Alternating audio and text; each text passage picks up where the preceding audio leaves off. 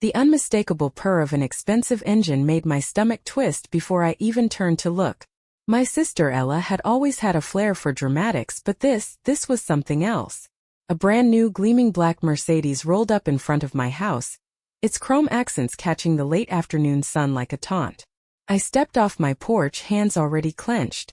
Ella slid out of the driver's seat in oversized sunglasses and a designer trench coat, looking like a woman who had never known a day of financial struggle in her life.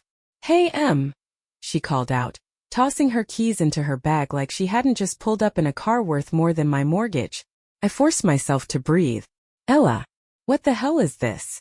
She frowned, looking genuinely puzzled. My car." I stared at her, my pulse hammering in my ears. "Your car? A luxury car? When you still owe me $60,000. Ella sighed, exasperated, like I was the one being unreasonable. "Oh, come on, Em. Don't be dramatic." She took off her sunglasses, revealing the same wide, doe-like eyes we both inherited from our mother, the one she always used to get herself out of trouble. "It's just a car. Just a—" I stopped myself, shaking my head in disbelief. "Ella, I lent you that money to save you. You were drowning in credit card debt. You were begging me for help." My voice cracked, but I steadied it. "And now you're out here buying this?" I gestured at the car, its pristine paint job an insult to my years of sacrifices. Ella scoffed, waving a manicured hand. "You act like I'm out here blowing money on nonsense. This is an investment." I laughed, sharp and bitter. "An investment? Into what?" "Your ego." She rolled her eyes. "Relax, okay?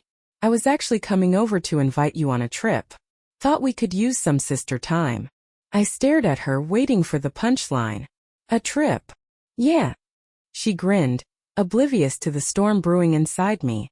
"I found this amazing villa in Santorini, private chef, infinity pool, total luxury. You need a break, Em?" "My treat." Something inside me snapped. "Your treat." My voice was barely above a whisper, but I saw her hesitate just for a second. "Ella, I don't need a vacation. I need you to pay me back. I need you to take responsibility for once in your goddamn life." Ella's smile faltered, replaced by something colder. "Wow. Okay, so that's what this is about." She folded her arms. "I thought you helped me because you cared. Not because you wanted to hold it over my head forever." I felt my nails dig into my palm. "I helped you because I did care. But you don't. Not about me. Not about the fact that I drained my savings to pull you out of a hole you jumped right back into." Ella let out a slow, theatrical breath. "Look, I will pay you back. Eventually." "Eventually," I repeated, my voice shaking. She shrugged. "It's not like you're struggling, Em. You have a good job. You own your house. I figured you weren't in a rush." I laughed then, an ugly, hollow laugh that tasted like betrayal. "You figured? You figured you could just ignore it while I worked 2 jobs, while I put off buying my own damn car, while I spent years believing you were actually going to do the right thing." Ella's jaw tightened. "I don't see why you're making such a big deal out of this." That was it. The final confirmation. She was never going to pay me back. Not willingly. I took a step back, the weight of years of excuses, lies, and false hope crashing over me. "You know what, Ella? You're right. This isn't a big deal anymore." Her eyes flickered with relief until I added, "Because I'm done." "Done?" she echoed, her smile wavering. "I'm done waiting. Done believing you'll change. You have 2 weeks to get me my money." My voice was steady now, deadly calm. "After that, I'm taking legal action." Ella's face went pale. "You wouldn't." I held her gaze. "Watch me." For the first time she looked unsure. Uncomfortable. "Good." I turned and walked back toward my house, my hands still shaking, but my spine straighter than it had felt in years. Behind me, Ella called out, her voice sharp with disbelief. "God, Emily, you're such a bitch." I didn't even turn around.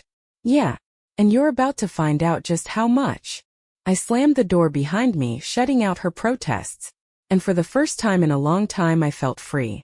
I stood in my kitchen, gripping the counter so tightly my knuckles turned white.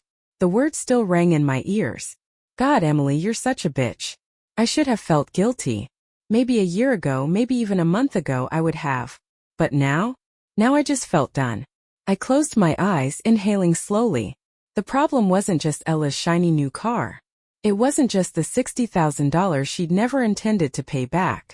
It was everything.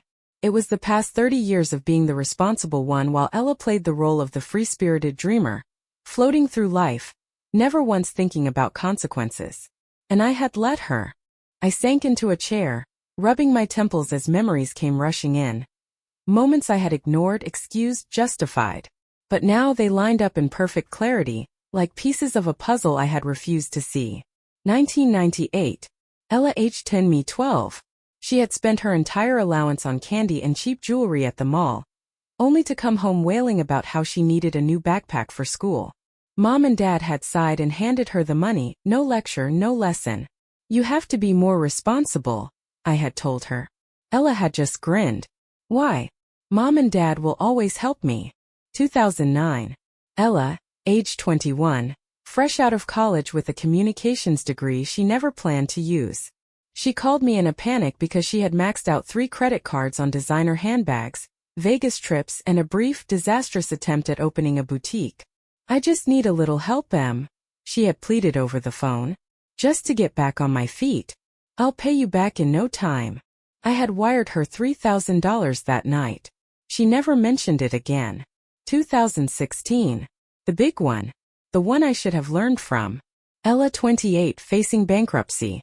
She had called me sobbing, begging me to help.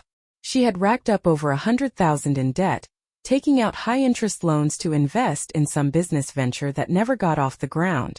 I remember sitting on my couch looking at my savings account at the money I had worked years to build. Money I had planned to use for a down payment on a house. She had promised. Sworn. Emily, I will pay you back every single cent. Please. I just need a chance to fix this. And like an idiot, I had believed her. I transferred $60,000 into her account the next morning. Ella never fixed anything. She declared bankruptcy anyway, erased her debts like they were a bad dream, and then turned around and booked a trip to the Maldives 2 months later. I had asked her about it, my voice shaking. Oh, come on, Em. It was non-refundable. And I needed a break after all that stress. I had swallowed my anger, told myself she would pay me back, that she meant what she said. She didn't. And now sitting here I saw the truth for what it was. I hadn't just helped her, I had enabled her. Every time she screwed up, someone bailed her out. Our parents, her ex-boyfriends, me. Every time she needed money, someone handed it over. And every time she walked away without consequences. That was why she had laughed off my demand for repayment today. Why she thought she could offer me a vacation instead of the money she owed me. Because in her mind there were no real stakes. But there were stakes for me. I had spent years making responsible choices, saving money, working my ass off. I lived within my means. I sacrificed. I did everything right. And for what? So Ella could keep floating through life without a single worry. Knowing I'd always be there to catch her? No, not anymore. I pushed back from the table, my decision settling over me like a weighted blanket. I wasn't angry anymore. Not in the same wild, shaking way I had been earlier. Now my anger was colder, sharper. Ella had made her choices, and now it was time for me to make mine. I picked up my phone and pulled up my banking app. I had been patient. I had been kind. I had given her years to make this right. Now, I started drafting an official demand for repayment. And if she thought I was bluffing about legal action, she was about to find out just how serious I could be. By the time I finished combing through my files, my hands were steady, my heart calm. This was happening. Ella had spent years believing I would never hold her accountable. That I would sigh, shake my head and let it go, just like our parents always did. But she had underestimated me. I sat on my living room floor, surrounded by piles of evidence, bank statements, old text messages, and the single most damning piece of all. The handwritten note she had given me in 2016. Emily, I swear I will pay you back every cent. Thank you for believing in me. Love you forever. The note was scrawled in her flowy, dramatic handwriting, a fake sincerity dripping off the words. I had kept it out of sentimentality at the time. Now it was my insurance policy. A knock on my door made me look up. Come in. I called, my voice firm but tired. Scarlett stepped inside, tossing her designer bag onto my couch. Okay, she said, looking around at the chaos. This is either a murder board for a true crime podcast, or you finally decided to stop letting Ella screw you over. I exhaled. The latter. Scarlett grinned. Good. Because honestly, it's about damn time. She flopped onto the couch, pulling her phone from her pocket. I already talked to Ryan about this, she said, referring to her husband, who, conveniently, was a corporate attorney who lived for contract disputes.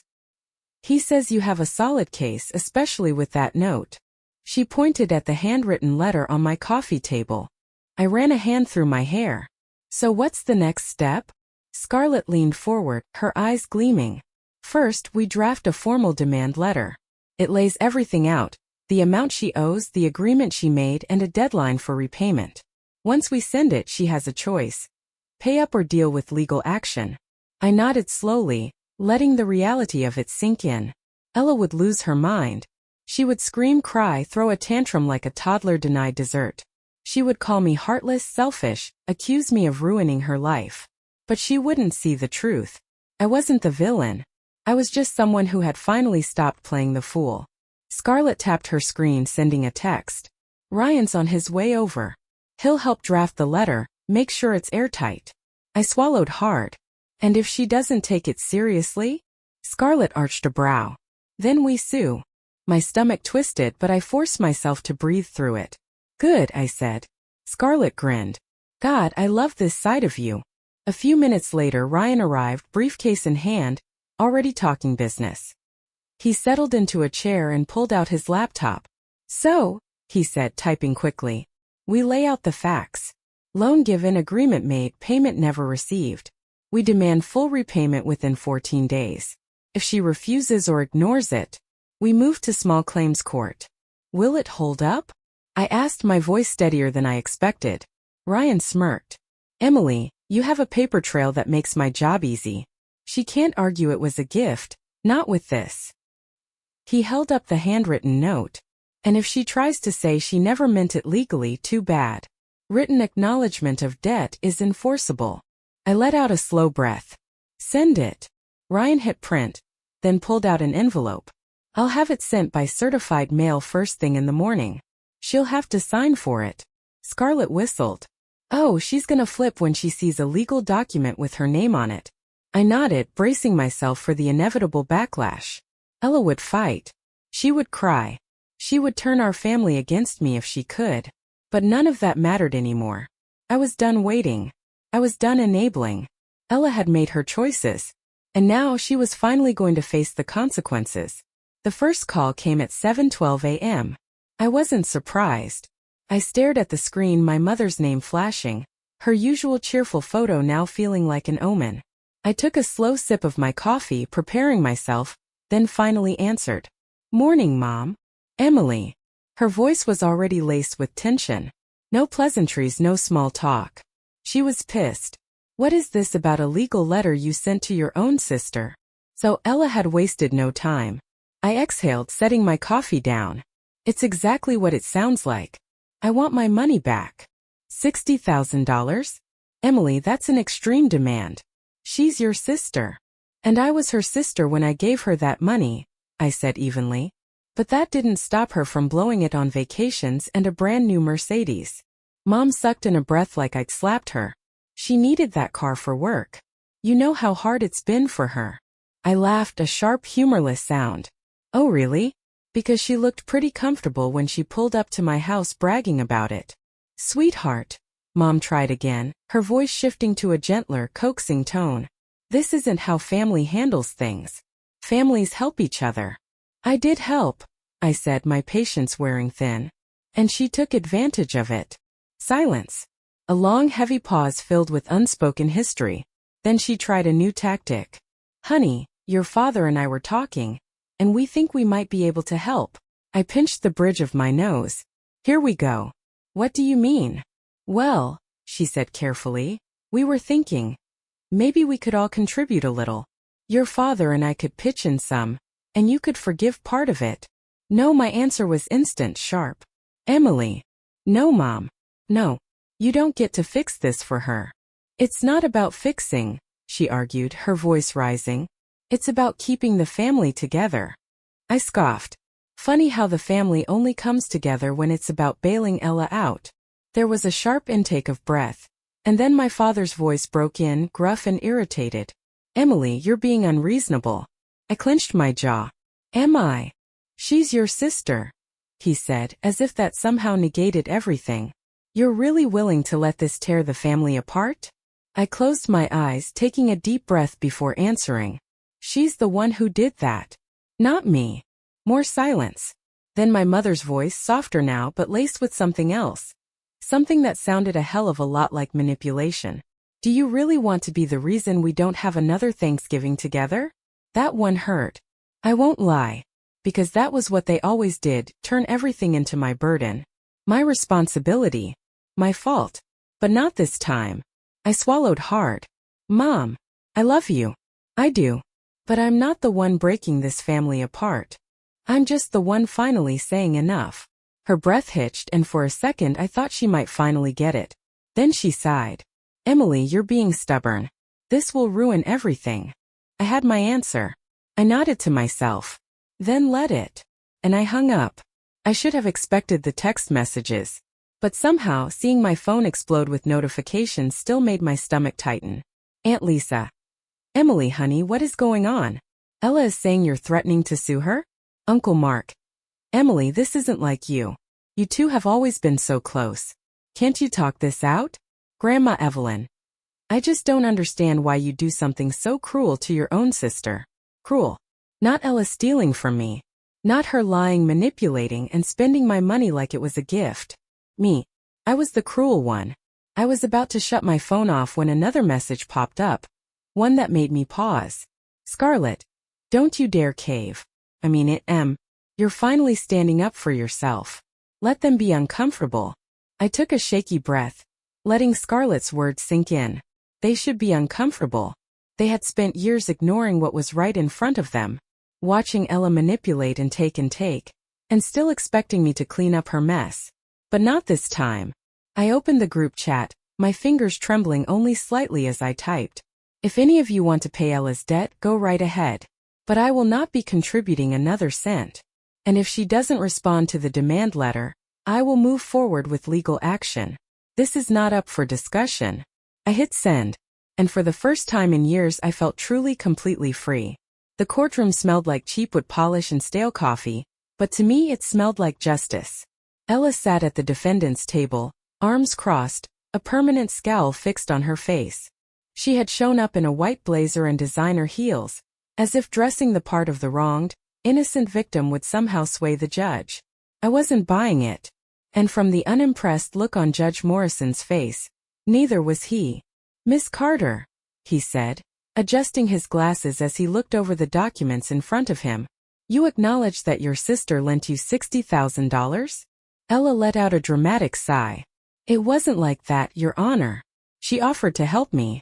I didn't ask for the money. I clenched my fists under the table, but Ryan, my cousin's lawyer husband, shot me a look. Let her bury herself, his eyes seemed to say. The judge raised an eyebrow. And yet, Miss Carter, I see here a written note signed by you stating that you would pay her back.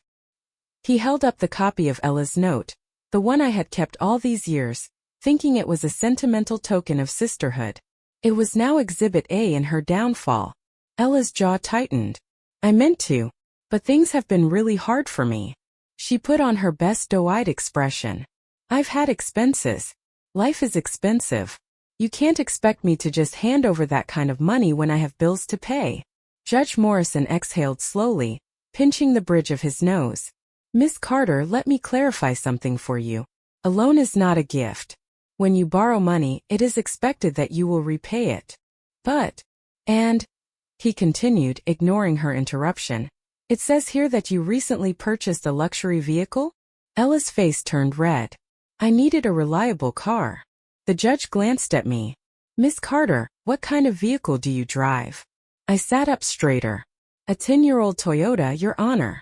The judge nodded. Interesting. He turned back to Ella. So your sister, who lent you a significant amount of money, has been driving the same car for a decade, while you, who claim financial hardship, are driving a brand new Mercedes? Ella shifted in her seat. I needed it for work, she repeated weakly. The judge tapped his pen against the desk.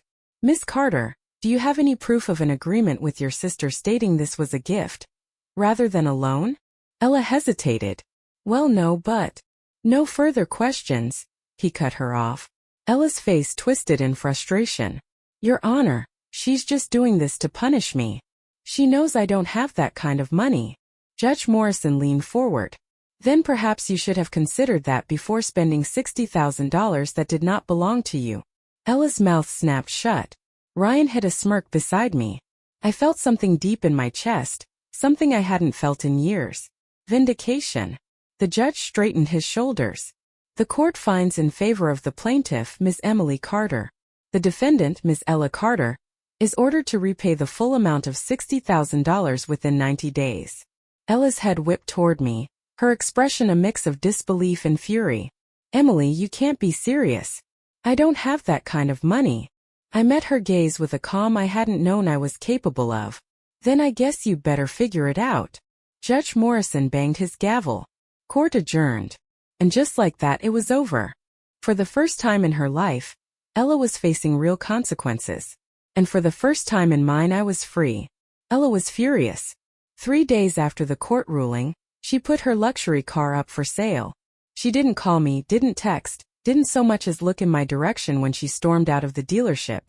But I knew. I knew because Scarlett sent me a photo of the listing with the caption, "Karma looks good on her, doesn't it?" I smiled for the first time in days. Ella had no choice now. She had blown through her credit, drained any goodwill she had left, and now she was forced to do what she should have done years ago. Take responsibility. And I wasn't the only one who noticed. A week after the ruling, my father showed up at my door. It was a surprise. My father was a proud man, stubborn, quiet, and not prone to emotional displays. For most of my life, he had been an observer, always letting my mother handle the drama. But today he looked different. Can I come in?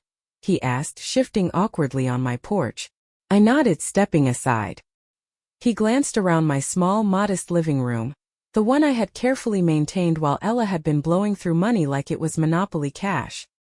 He sighed, running a hand through his graying hair. Your mother's mad at me. That made me blink. Why? He let out a slow breath. Because I told her she was wrong. I sat down, wary. About what? He met my gaze. About everything.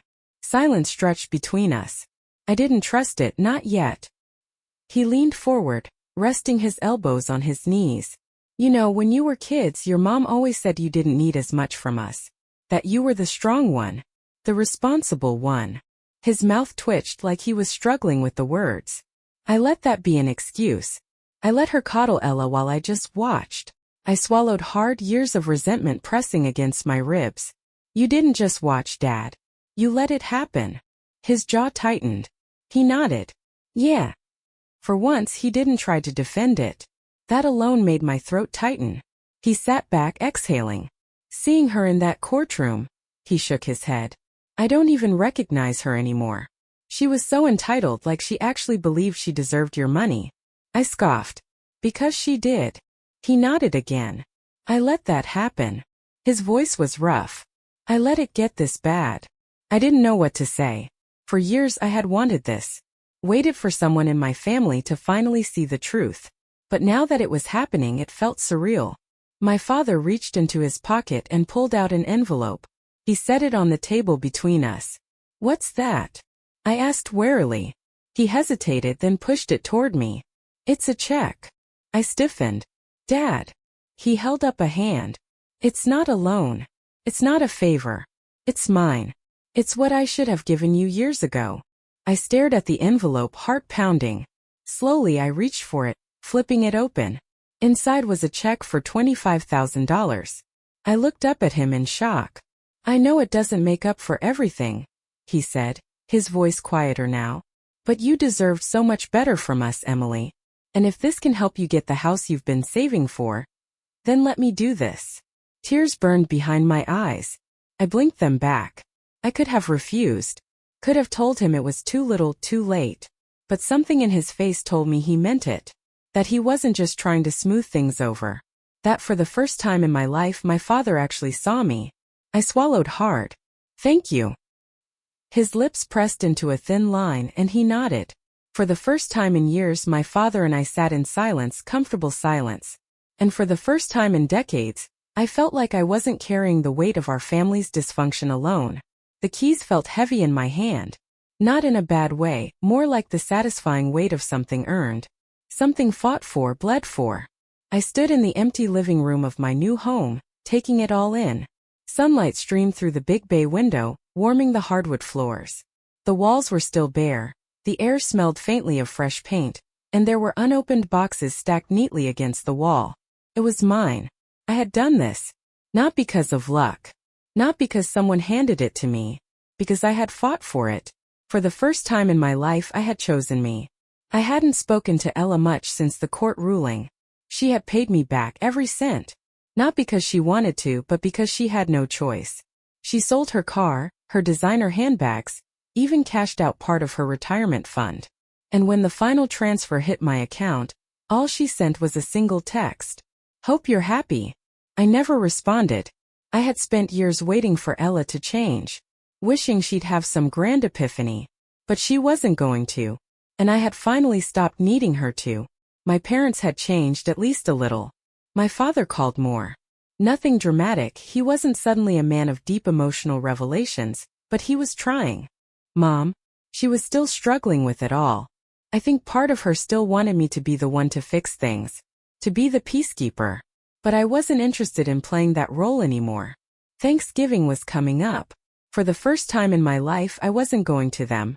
Scarlett and Ryan were hosting and I was bringing dessert. I had been invited, not out of obligation, not out of family guilt, but because they wanted me there. That meant more than I could put into words. I exhaled, looking around my new house. This wasn't just a home. It was a symbol. Of independence. Of strength. Of finally choosing myself. My phone buzzed on the counter. A message from Scarlett. Are you free? We need to discuss important things. Like what color couch you're buying and what wine you're serving me when I come over to judge your decor choices. I laughed, shaking my head. For so long I had been afraid that standing up for myself would mean losing people. But here I was. Whole. Supported. And finally free. I grabbed my phone, texted back and walked toward my front door. It was time to start my new life.